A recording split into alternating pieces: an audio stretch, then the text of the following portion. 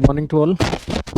Let's start. शुरू करते हैं आज के सेशन एंड इसकी शुरुआत करेंगे आज ह्यूमन फिजियोलॉजी की। ह्यूमन फिजियोलॉजी की पहली क्लास रहेगी आपकी। ठीक है, तो करते हैं इसकी शुरुआत।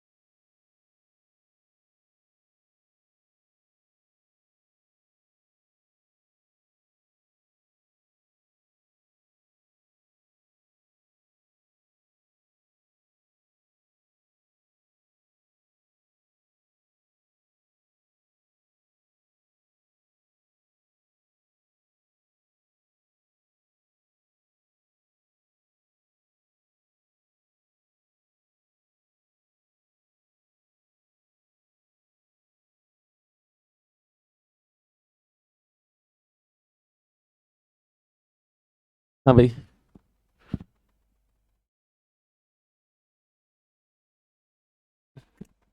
आवाज़ सही से नहीं आ रही है। एक मिनट। हेलो, आवाज़ में कोई दिक्कत हो रही है?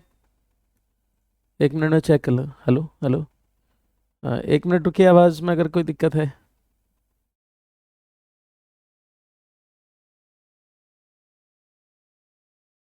हेलो हेलो, अभी सही है आवाज़? हेलो, चलो अभी ठीक है ना आवाज़? मेरे ख्याल से ज़्यादा तेज़ हो गई होगी। अभी ठीक है, देखिए आवाज़ अब ठीक होगी।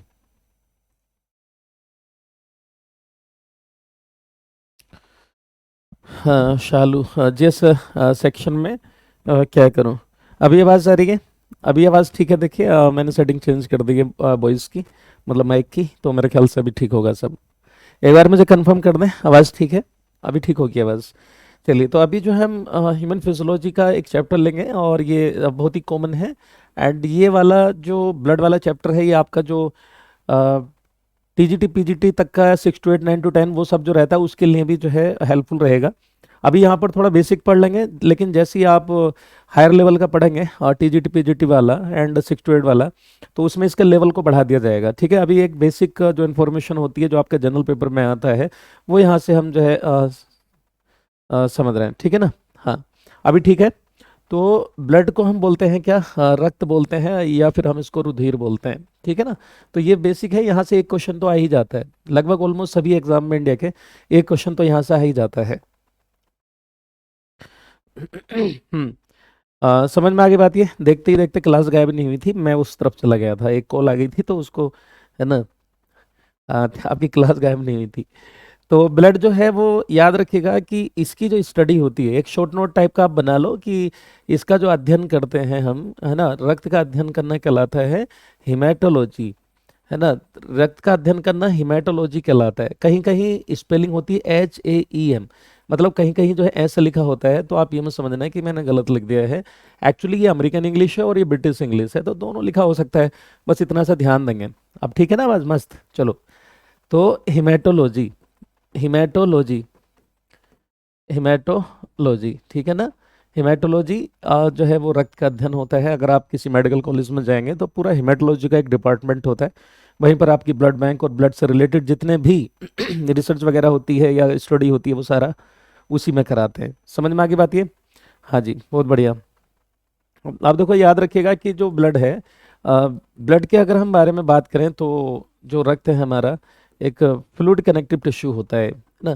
तो एक तो ये याद रखेंगे कि कैसा तरल है ना, तो फ्लूइड कनेक्टिव टिश्यू है ये। कैसा है? फ्लूइड कनेक्टिव और टिश्यू होता है, जिसको हम बोलते हैं तरल संयोजी ऊतक होता है।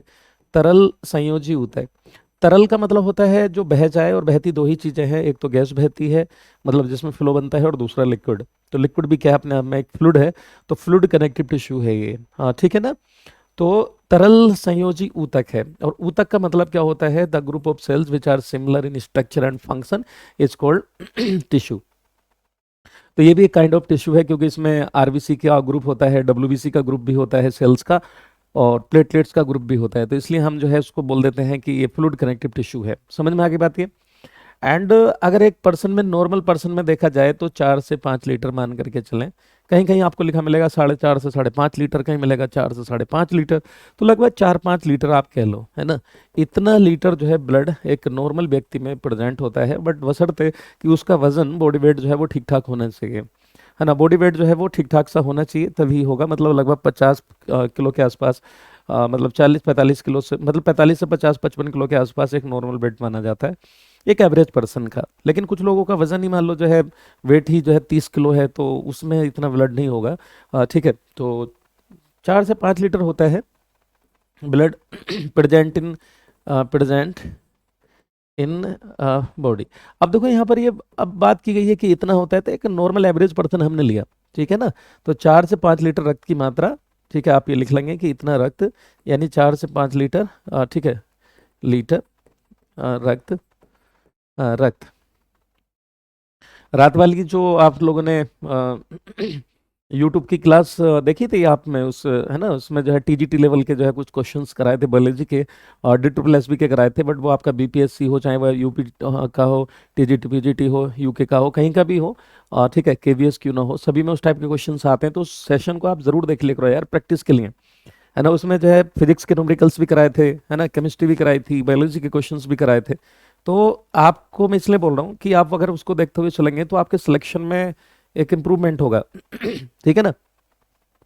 और जो और स्टेट की तैयारी, मतलब उसकी तैयारी कर रहे हैं, जो सिविल सर्विस के स्टूडेंट जैसे होते हैं, या उसके कहीं का भी बीपीएससी हो, सिविल वाला हो, यूपी का पीसीएस हो, आरपीएससी हो, कोई सा भी हो, सभी में जो जनरल टाइप का रहता है वो तो सेम ही रहता है, बट क्वेश्चन जो है जनरल वाले में भी कई बार जो है हाई लेवल के डाल दिए जाते हैं। तो मतलब मैं कहना चाह रहा हूँ कि टच में रहा करो आप लोग, ठीक है ना।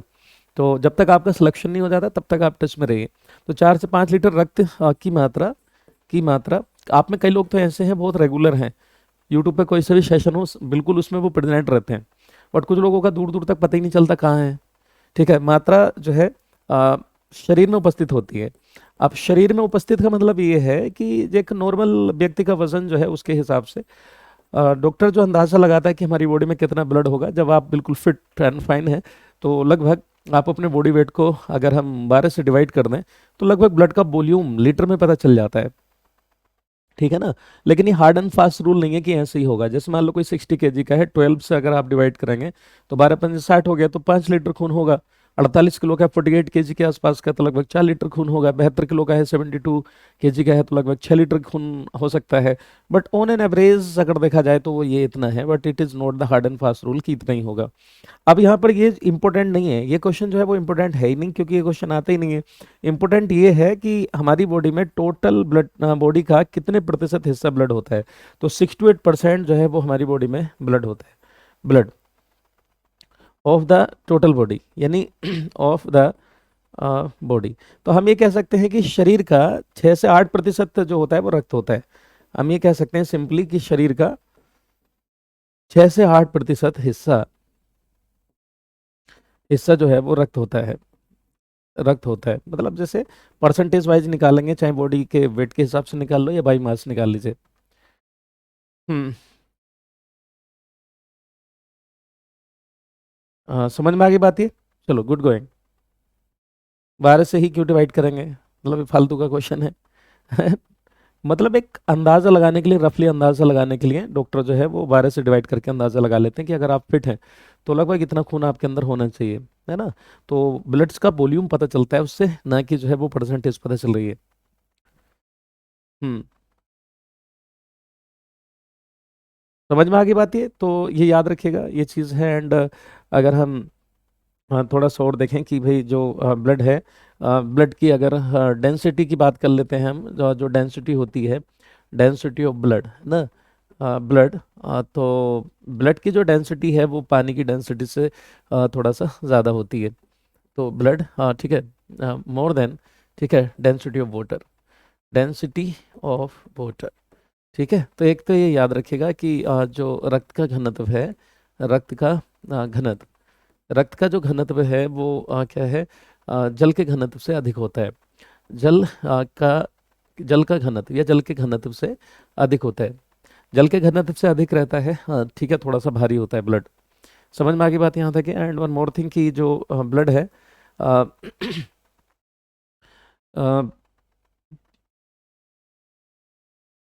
ब्लड का जो फॉर्मेशन है वो क्या कहलाता है? ब्लड फॉर्मेशन क्या कहलाता है, याद रखिएगा। रक्त का बनना, रक्त का जो बनना होता है कि रक्त कैसे बनता है, रक्त का बनना क्या कहलाता है, याद रखिएगा। तो इस प्रोसेस का नाम होता है हेमेटोपोएसिस। रक्त का बनना कहलाता है हेमेटोपोएसिस, ठीक है, पोएसिस। तो रक्त का बनना जो है वो क्या कहलाता है, हेमेटोपोएसिस कहलाता है। रक्त का बनना हेमेटोपोएसिस, हेमेटोपोएसिस। तो याद रखिएगा, जो रक्त बनता है उसको हम क्या बोलते हैं, हेमेटोपोएसिस बोल देते हैं। आई होप यहाँ तक आप लोगों का सबका हो गया होगा कि रक्त का बनना क्या कहलाता है। एंड ब्लड जो है वो, ब्लड का जो फॉर्मेशन है, ब्लड जो है वो तीन मतलब चार चीज़ों से मिलकर के बेसिकली बनता है, लेकिन उसको हम दो में डिवाइड कर लेंगे, ठीक है। तो पहली बात तो ये कि जो ब्लड की पीएच वैल्यू होती है ना, ये सीधा सीधा सा क्वेश्चन पूछता है आपसे जनरल में, है ना, जनरल लेवल का हो गया कि जो पीएच मान होता है, पीएच आप समझते हैं एक पैमाना होता है जिससे हमें नेचर का पता चलता है कि मटेरियल किस नेचर का है, एसिडिक है कि बेसिक है ना, किस टाइप का है, न्यूट्रल है, ठीक है। तो एक ये पैमाना होता है हाँ, जिससे हमें ये पता चलता है कि नेचर कैसा है। तो आपने पढ़ा ही होगा कि जीरो से लेकर के ठीक है 14 तक का एक पैमाना होता है, केमिस्ट्री में आप पढ़ते ही हैं, ठीक है। तो बीचों बीच में है ना, कोई पीएच वैल्यू होती है 7, तो 7 पे कोई चीज़ जो होती है वो कैसी होती है, न्यूट्रल होती है। कैसी होती है गाइज, न्यूट्रल होती है, उदासीन होती है, राइट ना। तो पीएच वैल्यू जैसे ही 7 से कम होगी तो एसिडिक नेचर होगा, और अगर 7 से ज़्यादा होगी तो बेसिक नेचर होगा, ठीक है। तो इसकी जो पीएच वैल्यू है वो 7.4 होती है। बट कई बार देखिए कंफ्यूज हो जाते हैं स्टूडेंट, कई बार जो है इसकी पीएच वैल्यू 7.35 दे रखी होगी, तो बिल्कुल सही है, कोई खास फर्क तो इसमें है नहीं। और कई बार जो है 7.45 दे रखी होती है, तो लगभग लगभग बराबर ही है। इसका एवरेज ले लो तो 7.4 है ना। और इसका जो नेचर हो गया कैसा हो गया, अगर मैं नेचर की बात करूंगा तो ये स्लाइटली कैसा होगा, स्लाइटली बेसिक। अब ये स्लाइटली बेसिक मैंने यहाँ पे लिख दिया कि हल्का सा क्षारीय, हल्का सा क्षारीय होगा। ब्लड जो होगा वो कैसा होगा, हल्का सा क्षारीय, ठीक है, हल्का सा क्षारीय हो गया। एंड जो बेसिक नेचर है, जब ऐसे वो बेस जो पानी में घुल रहे हैं, जो वाटर सोल्यूबल बेस होते हैं उनको हम बोलते हैं एल्कली। क्या बोलते हैं, एल्कली। तो and their solution is called alkaline solution. क्षारक जिनको हम बोलते हैं, तो हम ये कह सकते हैं कि हल्का सा क्षारक, क्षारीय होता है। तो हल्का सा क्षारक कह सकते हैं आप कि क्षारक ये होता है। तो बात एक ही है ना, यानी स्लाइटली, जैसे यहाँ पे बेसिक मैंने लिख दिया, तो स्लाइटली जो है एल्केलाइन में लिख सकता हूँ, स्लाइटली एल्केलाइन। तो please don't get confuse, alkaline और ये सब एक ही बात है। तो मैं ऐसे लिख सकता हूँ हल्का सा क्षारकीय। क्योंकि आपने केमिस्ट्री में पढ़ा होगा कि जो बेस पानी में घुल जाते हैं वो क्षारक कहलाते हैं, एल्कली कहलाते हैं। सारे बेस पानी में नहीं घुलते, ठीक है। तो हम कह सकते हैं कि all alkali are the base but all base are not the alkali, है ना। सभी क्षारक जो है वो क्षार होते हैं, लेकिन सभी क्षार क्षारक नहीं होते। बात आ गई, समझिए।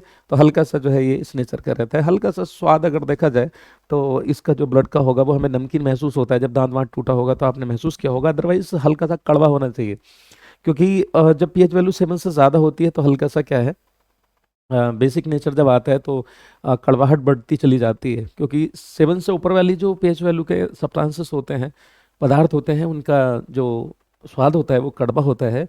और 7 से कम वाले जो होते हैं उनका स्वाद जो होता है वो कैसा, ये कैसा होगा, खट्टा होगा, राइट ना।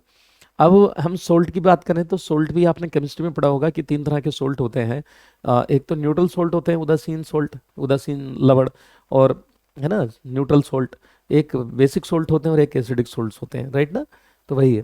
तो ये हल्का सा जो है वो कैसा है, हल्का सा क्षारीय है। समझ में आगे बात है। तो ये था ब्लड के बारे में ना। अब ब्लड जो है, ब्लड जो है 3 चीज़ों से मिलकर के बनता है बेसिकली, 2 चीज़ों से।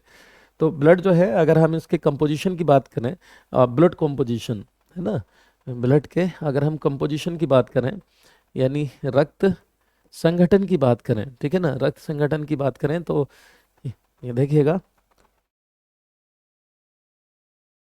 दो चीज़ों से मिलकर के बेसिकली बनता है ये। एक तो इसमें होते हैं क्या, एक तो होते हैं फॉर्म्ड एलिमेंट्स, फॉर्म्ड एलिमेंट्स, ठीक है।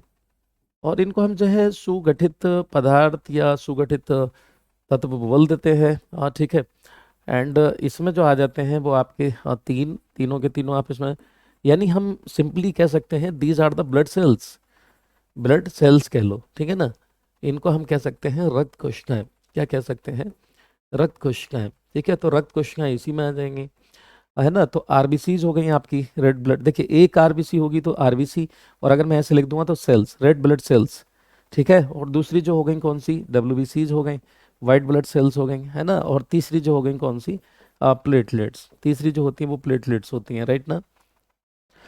प्लेटलेट्स, कौन सी, प्लेटलेट्स।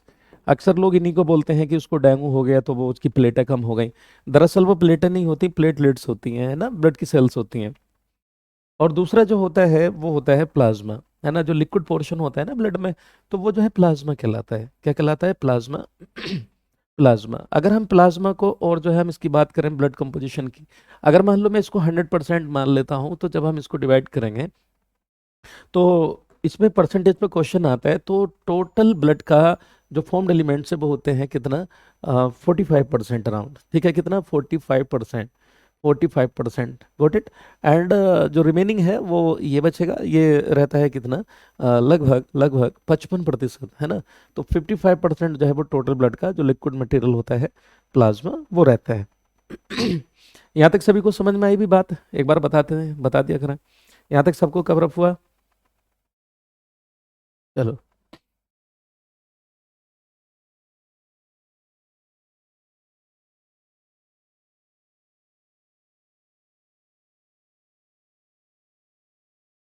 ओके गुड, तो ये था।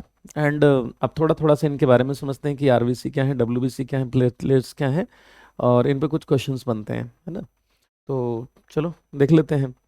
तो ये जो प्लाज्मा है दरअसल है क्या, लिक्विड मटेरियल है ब्लड का, और प्लाज्मा में और भी कई चीज़ें होती हैं, जब हम प्लाज्मा डिस्कस करेंगे तब हम देखते हैं, ठीक है। तो वन बाय वन इनको पढ़ते हुए चलेंगे। तो first of all we will discuss about the RBCs, है ना। तो आरबीसी के बारे में हम जो है पहले पढ़ लेते हैं। चलो एक हेडिंग ही डाल लो, आरबीसीज, लाल कलर से लिख दे रहा हूँ क्योंकि लाल होती हैं, और इनकी फुल फॉर्म ही होती है रेड ब्लड कार्पसल्स या red blood cells.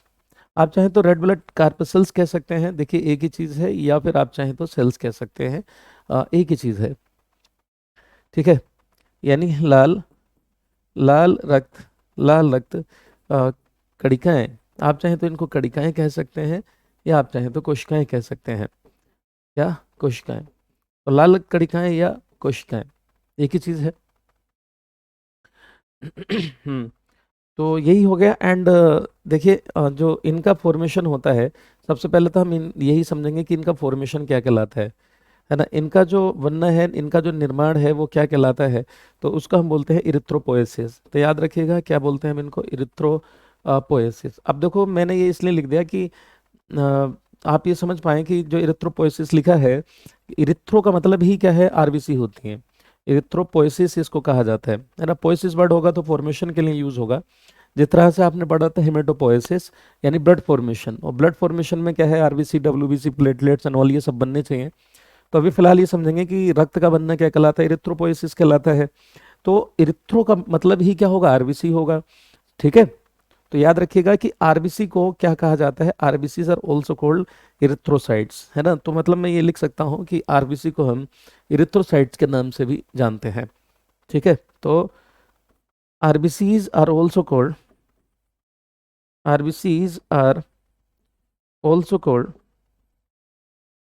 Erythrocytes, RBCs are also called erythrocytes. तो देखो इन्हीं को हम जो है इरिथ्रोसाइट्स भी बोल देते हैं, यानी आरबीसी को, आरबीसीज को इरिथ्रोसाइट्स भी कहा जाता है, आरबीसीज को इरिथ्रोसाइट्स भी कहा जाता है, इरिथ्रोसाइट्स भी, हाँ ठीक है, भी कहा जाता है। ठीक है ना। तो इरिथ्रो का मतलब लाल सेल्स होती है, इरिथ्रिन एक वर्ड होता है जिसका मतलब लाल होता है, समझ रहे हैं ना, तो इसलिए ऐसा बोल दिया। तो इरिथ्रो, मैं कहूँ आपकी ब्लड रिपोर्ट देख के कि आपकी इरिथ्रोसाइट्स कम हो गई, तो आप समझ जाना कि इरिथ्रो का मतलब क्या है, आरबीसी है, यानी आपकी आरबीसी कम हो गई। समझ में आ गई बात यहाँ तक है? हाँ, कि आरबीसी कम हो जा रही है, राइट ना। ना नेक्स्ट, अब देखो अगला समझते हैं। हाँ ठीक है।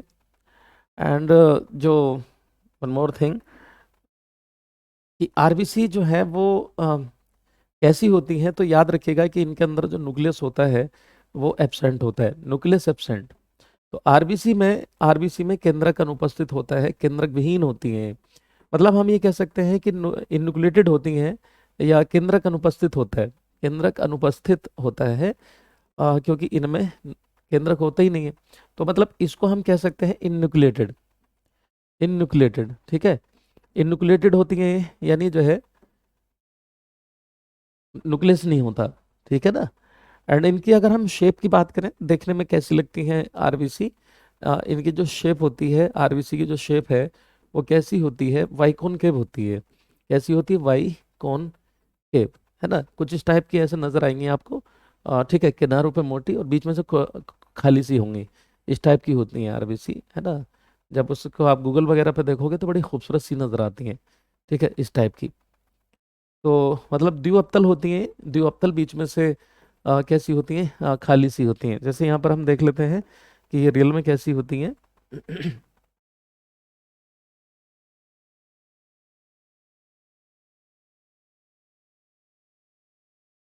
तो देखो इतनी प्यारी सी होती हैं, खूबसूरत सी, जैसे कि आप यहाँ देख रहे हैं। तो बीच में से देखो खाली खाली सी हैं, गड्ढा सा है ना एंड में। तो देखो इस टाइप की होती हैं, देखो ऐसे अंदर से खाली जैसी है, ठीक है।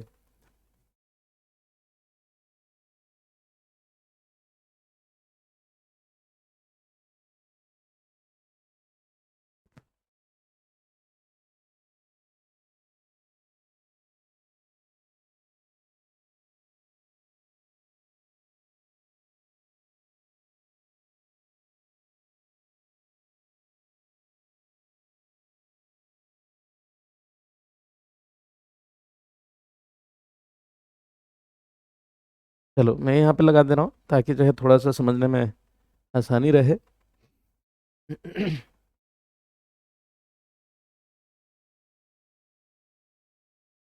ये कुछ इस टाइप की होती हैं, जैसे कि आप यहाँ पे देख रहे हैं, इतनी प्यारी सी होती हैं, लो देख लो यहाँ पर, है ना।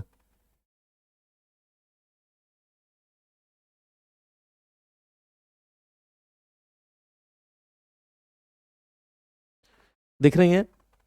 तो यहाँ तक इस टाइप की होती हैं, तो बाइकोन टाइप की हैं, क्योंकि अगर आप इनमें देखें तो यहाँ पर देखिए ये इस टाइप की ही है, इसमें जो है ना एक कैविटी सी बन रहा है, मतलब कैप बन रही है। ठीक है। एंड आरबीसी जो होती है, इनका जो फॉर्मेशन होता है, फॉर्मेशन कहाँ पर होता है, यानी इनका जो निर्माण होता है, निर्माण formation, location of the formation कहाँ है, लोकेशन, या ऐसे कह लो कि site of formation.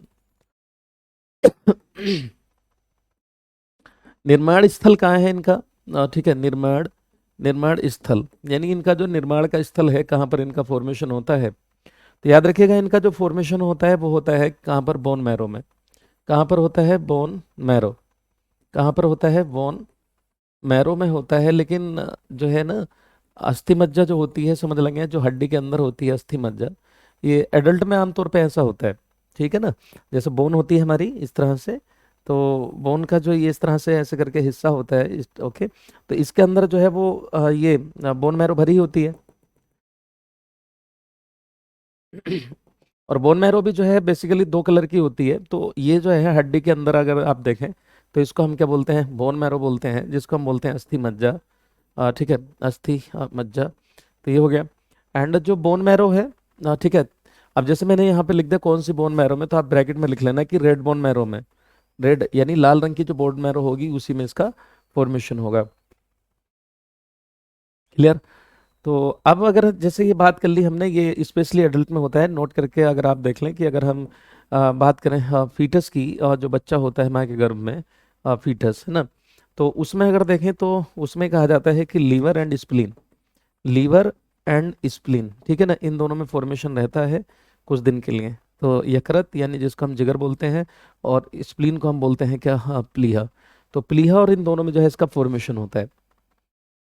Clear guys यहाँ तक है? तो यहाँ तक मेरे ख्याल से आप सबका जो है क्लियर हो गया होगा। तो आगे बढ़ेंगे।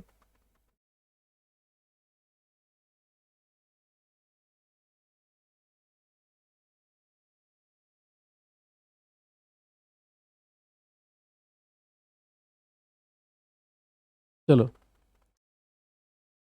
होती अच्छी खासी हैं, अगर इनका नंबर देखें तो नंबर जो है ये अच्छी खासी होती हैं, 4.5 से और 5.5 मिलियन।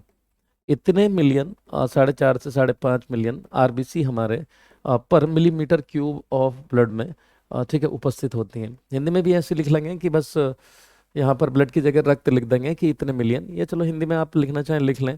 तो इतनी आरबीसी जो है पर मिलीमीटर क्यूब रक्त में उपस्थित होती हैं। यानी 1 मिलीमीटर क्यूब रक्त अगर होगा तो उसमें जो है लगभग 45 से 55 लाख हो गई। लाख में अगर हम कहें, क्योंकि यहाँ पर जो है मिलियन में लिखा हुई है। तो ये एक नॉर्मल रेंज है। क्या है ये? नॉर्मल रेंज है। एंड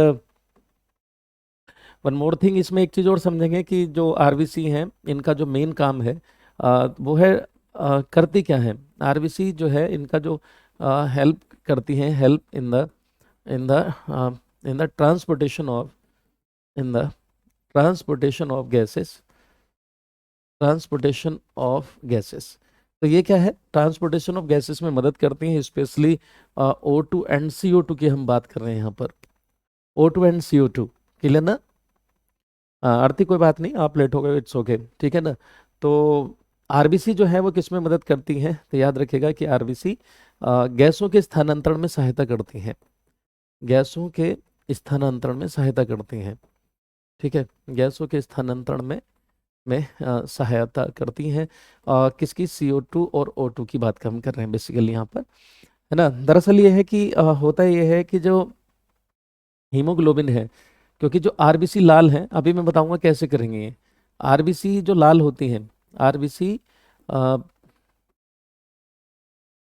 एपेयर रेड, जो ये लाल नजर आती है, ठीक है। आरबीसी का लाल होना किस वजह से है? आरबीसीज का आरबीसीज का लाल रंग। तो ये आरबीसी का जो लाल रंग है वो किसकी वजह से है, याद रखिएगा। तो हीमोग्लोबिन की वजह से होता है। किसकी वजह से? हीमोग्लोबिन, हीमोग्लोबिन, ठीक है। हीमोग्लोबिन, एचबी से हम इसको डिनोट करते हैं, हीमोग्लोबिन की वजह से ऐसा होता है। हीमो हीमोग्लोबिन, हीमोग्लोबिन की वजह से ऐसा होता है, ठीक है। हीमोग्लोबिन क्या है? एक कॉम्प्लेक्स प्रोटीन होती है, और ठीक है, हीमोग्लोबिन क्या चीज़ है? एक काइंड ऑफ प्रोटीन है, ठीक है। ये हीमोग्लोबिन क्या चीज़ है? एक ये कॉम्प्लेक्स प्रोटीन है, कॉम्प्लेक्स प्रोटीन होती है, ठीक है। जटिल प्रोटीन है, जटिल प्रोटीन है ना? और इसमें जो है आयरन प्रेजेंट होता है, आयरन प्रेजेंट, आयरन प्रेजेंट, लोह उपस्थित होता है इसमें, लोहा, लोह उपस्थित।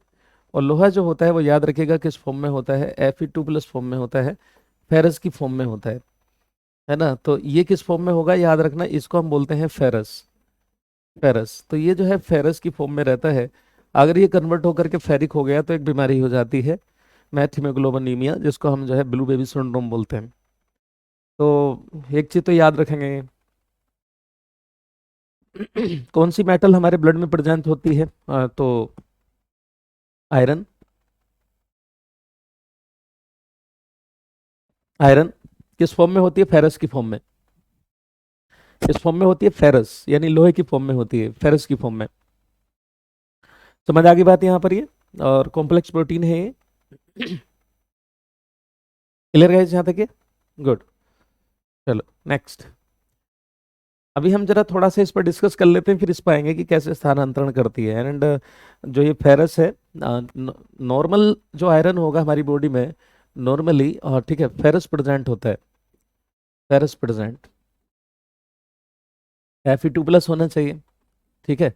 अब देखो यहाँ पे एक क्वेश्चन मैं आपको बता दूं कि अगर सामान्यतः देखा जाए, सामान्यतः, ठीक है, तो जो फेरस है, लोहा जो है वो किस फॉर्म में होगा? फेरस के रूप में होगा।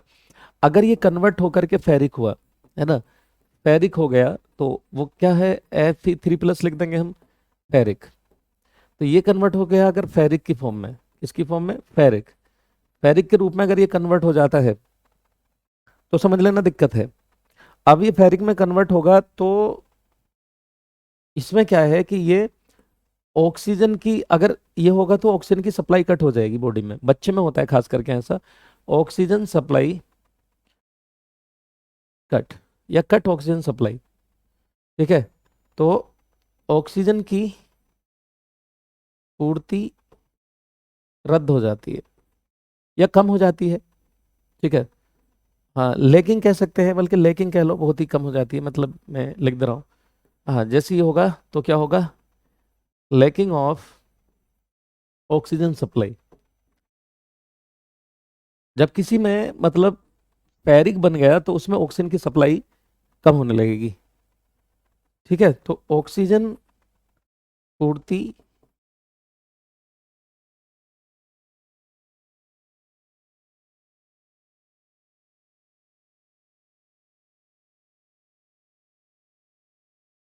पूर्ति कम हो जाती है, क्या होगा, कम हो जाएगी, कम हो जाती है। ठीक है, अब ये सब कम होगी तो क्या होगा भाई, दम सा घुटेगा, है ना। और बच्चे में एक बीमारी हो जाती है मैथ हीमोग्लोबिनीमिया, और इसी बीमारी का नाम जो होता है, तो इसी बीमारी का नाम होता है, देखो लंबा सा नाम है, ध्यान से लिखना, मैथ हीमोग्लोबिनीमिया।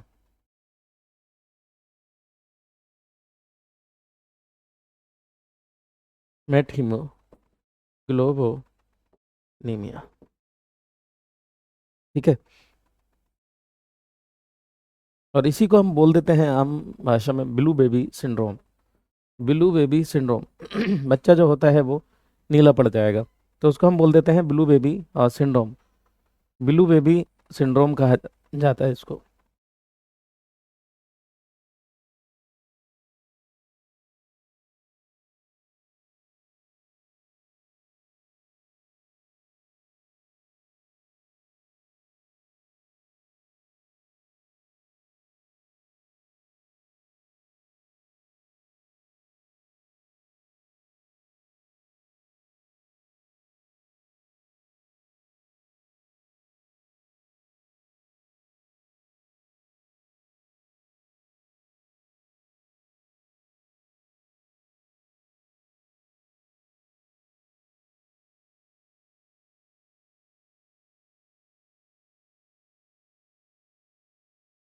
तो बीमारी जो है वो कौन सी होगी,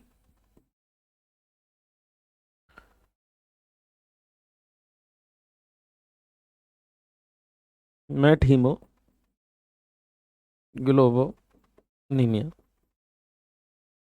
ठीक है, या इसी को बोल देते हैं, नीला बच्चा मत लिखना, ऐसे लिख लेना, blue baby syndrome. Blue baby syndrome. अब इसमें इंपॉर्टेंट क्वेश्चन ये बनता है कि ऐसा क्यों हुआ, ये ऐसा होने की वजह क्या रही। तो मेन चीज है, कारण पूछेगा आपसे कि किस वजह से ऐसा हुआ, तो आप कोज बताएंगे कि इसका जो कारण है, ऐसा हुआ क्यों, तो कारण बताएंगे नाइट्रेट की वजह से। नाइट्रेट, या फिर ये कह लो हाई अमाउंट ऑफ, ये excess amount of nitrate in our body, या body, excess amount of nitrate. तो मेन जो कारण है वो नाइट्रेट है। ठीक है, तो नाइट्रेट की अधिकता के कारण, नाइट्रेट की अधिकता, तो नाइट्रेट की अधिकता के कारण ऐसा हुआ। नाइट्रेट को हम डिनोट करते हैं NO3- से। तो याद रखिएगा, अब मान लो इसमें क्वेश्चन पूछ ले कि बताओ किस वजह से हुआ, एक क्वेश्चन मैं पूछ लेता हूँ। ठीक है, अभी आप इसको लिखें, है ना, कैसे क्या हुआ।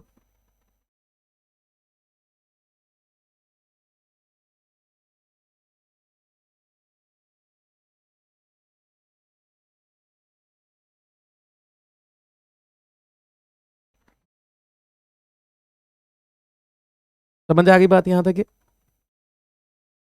चलो,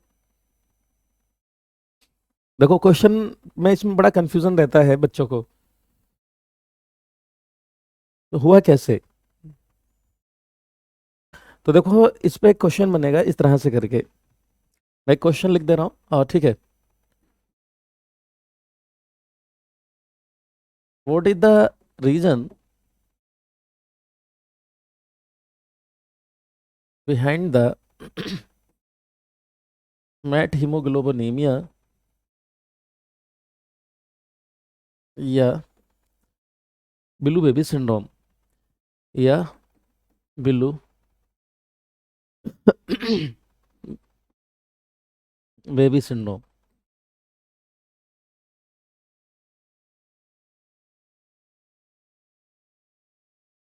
मैट हीमो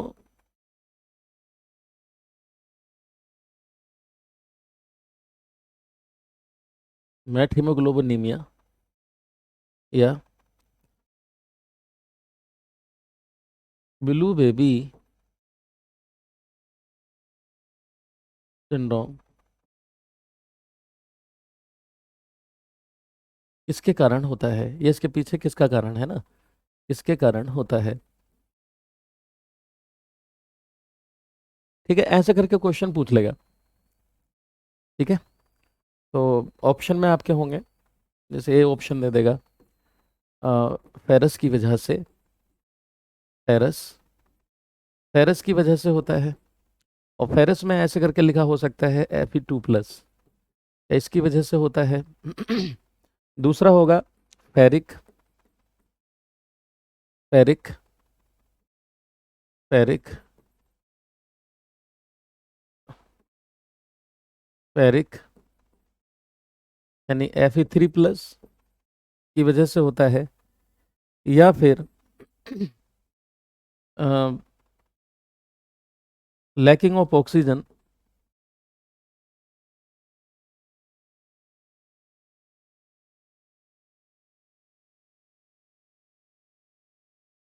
ऑक्सीजन की कमी से,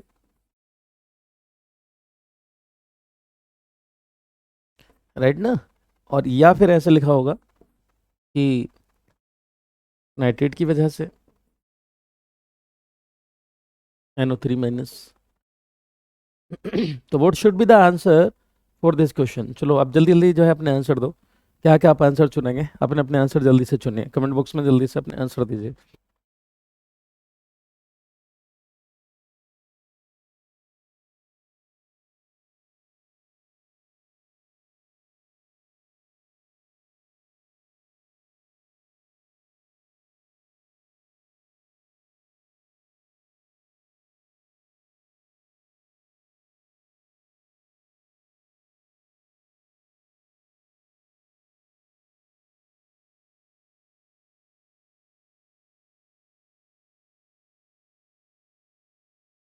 चूज करिए अपने अपने अपने आंसर जल्दी से।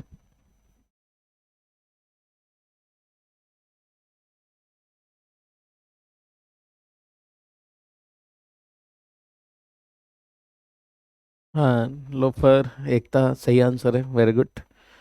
देखो ऐसा पढ़ो कि हाँ आशा अंजुम, हाँ बेटा गलत आंसर है। ठीक है। हम्म। काव्य सिन्हा, वेरी गुड। चलो जल्दी जल्दी से आंसर कर लो। हाँ, Pradeep, Deepak Soni, okay good. Manisha Chauhan, good afternoon, आप तो अभी आ रहे हैं। वंदना कुमारी, वेरी गुड वंदना, बहुत अच्छा कर रहे हो। चलो और बताएं। ऐसा पढ़ो कि अगर एग्जाम में क्वेश्चन आ जाए ना तो आप जो है बचना नहीं चाहिए, वो क्वेश्चन आप जो है बिल्कुल मस्त तरीके से करना है। हम्म।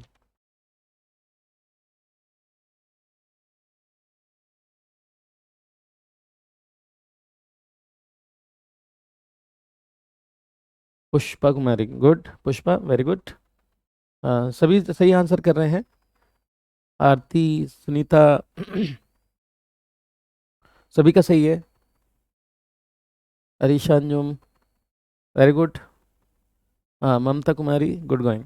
चलो सही आंसर है ममता आपका भी, ठीक है ना। हाँ, दीपिका, अंजनी कुमारी, ओके गुड। अंजनी बेटा आपका गलत आंसर है, अंजनी फेरिक की वजह से कहाँ हुआ है, फेरिक तो किसी की वजह से हुआ है ना, कंचन। हाँ डी आंसर, ठीक है। जिस जिस लोगों ने आंसर चुना है डी, उनका सही आंसर है। डी सही आंसर इसलिए है क्योंकि जो जो ये बता रहे हैं ना फेरिक, फेरिक जो बता रहे हैं या ऑक्सीजन की कमी जो बता रहे हैं, ऑक्सीजन की कमी तो और भी कई वजह से हो सकती है। ऑक्सीजन की कमी इस बीमारी में इसलिए हुई क्योंकि फेरस न रह करके फेरिक बन गया। तो फेरिक किसने बनाया? फेरिक क्या अपने आप बन गया? तो फेरिक आंसर नहीं है, शालू गलत आंसर है। ठीक है, सही आंसर आपका नाइट्रेट होगा, क्योंकि मेन वजह जो है वो नाइट्रेट है। नहीं, एमडी राहत आलम लैकिंग ऑफ ऑक्सीजन गलत आंसर है। क्यों गलत है? क्योंकि ऑक्सीजन की कमी तो पहाड़ी क्षेत्र में, ऊंचे क्षेत्र में जाइए तब भी जो है आपकी ऑक्सीजन की कमी होती है। इस कंडीशन में, इस बीमारी में जो ऑक्सीजन की कमी हुई है उसे करवाने का जो जिम्मेदार है वो कौन सा फैक्टर है? नाइट्रेट है ना। तो नाइट्रेट, मुझे पता था कई लोग जो है इस आंसर को गलत करते हैं, इसलिए मैं अक्सर जब भी कभी ये पढ़ाता हूँ तो मैं लिख देता हूँ इस क्वेश्चन को, ताकि जो है देख सकें कि क्या सही आंसर होगा। ठीक है। चलो ये सही आंसर है है ना। ना नेक्स्ट क्वेश्चन की तरफ चलते हैं। ओके, चलिए। मतलब नेक्स्ट जो मैं आपको बता रहा था कि हीमोग्लोबिन जो होता है, ठीक है। तो जो हीमोग्लोबिन है इसके अंदर खासियत ये है कि हीमोग्लोबिन नॉर्मल जो होता है कितने ऑक्सीजन को बाइंड अप कर सकता है? 4 ऑक्सीजन को जो है वो अपने साथ चिपका लेता है, याद रखिएगा। हीमोग्लोबिन जो है इसके अंदर नेचर ने मतलब जो है कैपेसिटी दी है कि ये 4 ऑक्सीजन को बाइंड अप कर लेता है। ऐसे ही लिख लो कि ये 4 ऑक्सीजन के मॉलिक्यूल को बांध लेता है और लेकर के जाता है। ठीक है। तो याद रखिएगा कि ये इस तरह से जो हीमोग्लोबिन इसके साथ चिपका, तो हीमोग्लोबिन और प्लस ऑक्सीजन मिलकर के बनाते हैं एक बहुत ही बेहतरीन सा कंपाउंड जिसको हम बोलते हैं ऑक्सी हीमोग्लोबिन। क्या बोलते हैं? Oxy hemoglobin. ऑक्सी हीमोग्लोबिन की फॉर्म में ये आया। ठीक है, क्या? Oxy hemoglobin, oxy hemoglobin, right ना? Oxy hemoglobin. ठीक है। हम्म। अब इस तरह से ऑक्सीजन जाती है, हमारी बॉडी में सप्लाई होती है, क्योंकि हम सांस लेते हैं फेफड़ों में, फेफड़ों में खून में ऑक्सीजन की मिक्सिंग होती है। जो ब्लड प्योर हो जाता है उसको हम ऑक्सीजनेटेड ब्लड बोलते हैं, प्योर ब्लड। और फिर वो हमारे क्या है, दिल में पहुंचता है, लेफ्ट एट्रियम में, फिर है ना लेफ्ट वेंट्रिकल में, वहां से पूरी बॉडी में पंप हो जाता है। जब हम ब्लड सर्कुलेटरी सिस्टम पढ़ेंगे तो डायग्राम बना करके समझेंगे। अब जब ब्लड यूज होगा तो जब ऑर्गन्स में, हमारे अंगों में ब्लड इस्तेमाल होता है, तो वहां पर जो है CO2 बनती है। यूज होने के बाद में जब CO2 बनती है तो वो फिर से आती है। हमारी बॉडी में सबसे ज्यादा जो CO2 रिटर्न आती है वो बाइकार्बोनेट की फॉर्म में आती है, राइट ना। बट कुछ CO2 हीमोग्लोबिन के साथ फिर से चिपक के आती है, राइट ना। तो फिर क्या है, हीमोग्लोबिन जब CO2 के साथ जुड़ता है तो फिर ये बना लेता है क्या? Carboxy hemoglobin. क्या? Sorry, carb amino hemoglobin. तो इसको हम बोलते हैं, कई बार जो है कार्बोक्सी समझ लेते हैं लेकिन वो ऐसा नहीं है। तो ये बनाता है carb amino, carb amino haemoglobin. क्या बनाता है? कार्ब एमिनो हीमोग्लोबिन, राइट ना। Carb amino, carb amino haemoglobin. तो ये बनाता है कार्ब एमिनो हीमोग्लोबिन, ठीक है ना, कार्ब एमिनो हीमोग्लोबिन। राइट, है ना। अब एक चीज याद रखिएगा कि अगर हीमोग्लोबिन कार्बन मोनोऑक्साइड के साथ जुड़ जाए, और कार्बन मोनोऑक्साइड ये क्या है? CO, कार्बन मोनोऑक्साइड, है ना। कार्बन मोनोऑक्साइड होती है और ये बहुत ही क्या है, खतरनाक होती है, और पूरी दुनिया में सबसे ज़्यादा जहरीली गैस इसी माना जाता है। तो ये है कार्बन मोनोऑक्साइड। क्या है ये? Carbon monoxide. और most toxic gas of the world कहलाती है। केमिस्ट्री में पढ़ा होगा आपने, most toxic gas, toxic gas of the world, है ना। तो सबसे जहरीली गैस में आती है, वैसे दम घोट देती है। सबसे जहरीली गैस, कहीं पर जैसे वाहनों का धुआं निकलता है या कहीं आग लग जाती है तो इंसान, देखिए, दम घुट के पहले मर जाता है। जैसे कहीं पर आग लग जाए बंद घर में, और तो निकलने का मौका भी नहीं मिल पाता, क्योंकि धुएं से उसमें जो कार्बन मोनोऑक्साइड बनती है उससे दम घुटने लगता है। हाँ, शालू अभी तो ये पहली क्लास उसकी आपकी जो है आपके बैच में रही होगी। हाँ, ठीक है। तो ह्यूमन फिजियोलॉजी की ही क्लास है ना। बाकी क्लासेस केमिस्ट्री फिजिक्स की आपके फोल्डर में रहेंगी, सारा रहेगा, ठीक है। तो ये बना लेता है क्या? Carboxy, carboxy haemoglobin. बेटा हमें हमारे हिसाब से पढ़ाने दो, ठीक है ना। तो सारी चीज़ें मैं कवर अप करवाऊंगा, don't worry. Carboxy, carboxy haemoglobin, carboxy haemoglobin, right ना। कार्बोक्सी हीमोग्लोबिन ये बना लेता है। एंड ये जो है, ये जो कंपाउंड है कार्बोक्सी हीमोग्लोबिन, इससे जो है सफोकेशन होता है, ये दम घोटने लगता है और सफोकेटिंग एजेंट है, याद रखिएगा। ये एक तो दम घोटने वाला है, सफोकेटिंग एजेंट है, ठीक है, दम घोटू कारक है ना। और इसके अंदर जो है 288 से 300 गुना ज्यादा एफिनिटी होती है।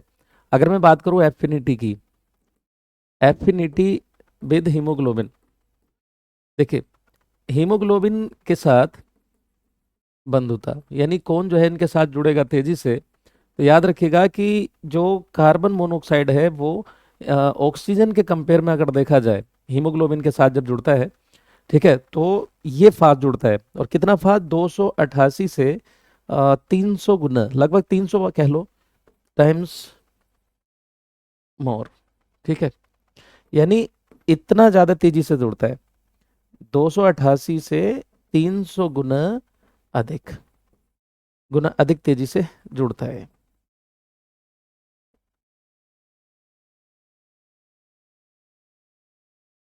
हाँ कई और भी शालू हैं क्या, हाँ कई शालू हैं। ठीक है, तो यहाँ तक समझ में आया सभी को। हाँ, इसलिए जो है ऑक्सीजन फिर जुड़ नहीं पाता सही से, ऑक्सीजन से पहले ये जुड़ जाता है, ऑक्सीजन से पहले कार्बन मोनोऑक्साइड जुड़ जाता है, जिसकी वजह से दम घुटने लगता है ना। अब जो है कैसे, आ, ये सब समझ में आ गया आपको कैसे क्या होता है, हाँ ठीक है। चलिए, तो अगली क्लास में हम, हाँ अभी इतना ही रहने देंगे क्लास को, एक्चुअली इसके बाद भी एक क्लास है, तो अभी इतना। और यहाँ समझते हुए चलिएगा सही से। शालू सर मैंने तो कुछ बोला ही नहीं, ये दूसरी शालू है, ठीक है। और कोई शालू होंगे है ना, दो तीन शालू नाम से ही आ रहे हैं, कोई बात नहीं। तो अभी जो है इतना समझ में आया कायदे से, तो यहीं से क्लास, अगली क्लास में हम शुरू करेंगे। अभी के लिए इतना, जय हिंद जय Bharat, bye bye, take care, okay, have nice day.